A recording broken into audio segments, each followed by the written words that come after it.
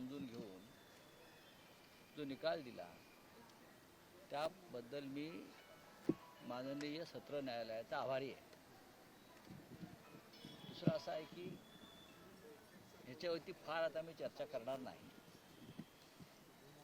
आमच्या या लढाईला मी म्हणून यश आलेलं आहे. खालच्या कोर्टानं आम्हाला शिक्षा ठोठावली. आम्ही सत्र न्यायालयात आलो.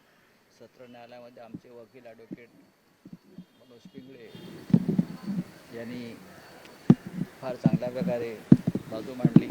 आज आमच्याबरोबर ॲडव्होकेट आदित्य पवारसुद्धा होते. तर या सगळ्याचा विचार करता अजूनही मी असं म्हणतो की सत्यमेव जयते हा जो मंत्र आहे हा जिवंत आहे. पण राऊतसाहेब, किरीट सोमय्या यांनी काही वेळापूर्वी प्रतिक्रिया दिली की ते या निकालाचा संपूर्ण अभ्यास करून उच्च न्यायालयात आव्हानही देणार. ठीक आहे, त्यांना देऊ द्या, त्यांना तो अधिकार आहे. प्रत्येकाला तो अधिकार आहे. पण माझा उद्देश हा कधीच नव्हता की प्राध्यापक डॉक्टर वेदा सोमय्या यांचं व्यक्तिगत मानहानी करावी या उद्देशानं मी कोणती भूमिका कधी घेतली नाही. माझ्यासमोर जे पुरावे आहेत, एक कागदपत्र आले मीरा भाईंदर महानगरपालिकेतल्या प्रकरणात, त्याच्यावरती मी माझं मत व्यक्त केलं. त्याच्यावर विधानसभेतसुद्धा चर्चा झाली.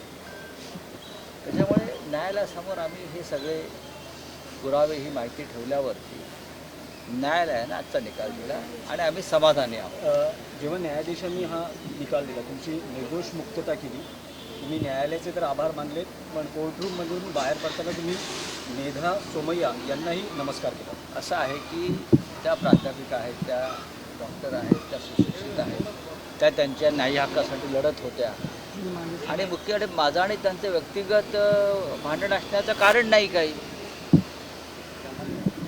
खालच्या न्यायालयात जेव्हा त्या जिंकल्या तेव्हा त्याने मला नमस्कार केला होता, हे मी विसरणार नाही. आता माझ्या समोर तर उभ्या होत्या, मी त्यांना नमस्कार केला.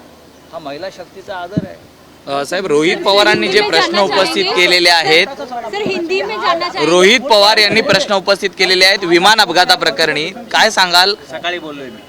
सर आज बात ऐसी है कि ये राहत तो है. निचले अदालत में हमें 15 दिन की पनिशमेंट दी थी उसने. ये मीरा भाईंदर म्यूनसिपल कॉरपोरेशन में एक घोटाला हुआ था और वो मैंने नहीं बोला है. ये विधानसभा में उसके ऊपर चर्चा हुई.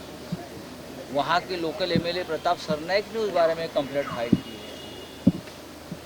वहाँ के कॉरपोरेशन का एक रिपोर्ट है, उस आधार पर मैंने वक्तव्य किया था. तो मानहानि का सवाल ही पैदा नहीं होता है. लेकिन निचले अदालत ने हमको उसमें पनिशमेंट दिया, 15 दिन का जेल की सज़ा दी.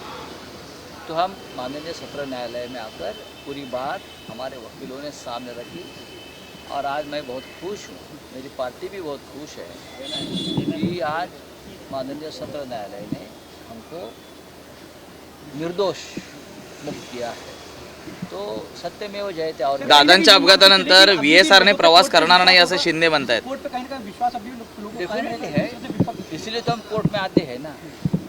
इसीलिए तो हम कोर्ट का दरवाज़ा में क्यों खड़े रहते हैं, कोर्ट का दरवाज़ा क्यों खटखटाते हैं? इसलिए कि हमको न्याय मिले. और जब न्याय मिलता है तो हमारे जैसे लोगों का कोर्ट के ऊपर का विश्वास ज़्यादा बढ़ता है. मालेगावमध्ये BMC कार्यालयात नमाज पडल्यामुळे गुन्हा दाखल झालेला आहे त्यांच्यावर. हाई कोर्ट में जाने की बात कही है, क्या कहना चाहेंगे? करने दीजिए, उनको अधिकार है. जी, सबको अधिकार है हाई कोर्ट में जाने का या सुप्रीम कोर्ट में जाने का अधिकार है. और मैं उनका भी आदर करता हूँ. डॉक्टर मेधा किरीट सोमय्या जी ने भी उनके अधिकार के लिए जो फाइट की है उसको निचले अदालत में जीत गई. अब ऊपर की अदालत में हमको न्याय मिलेगा.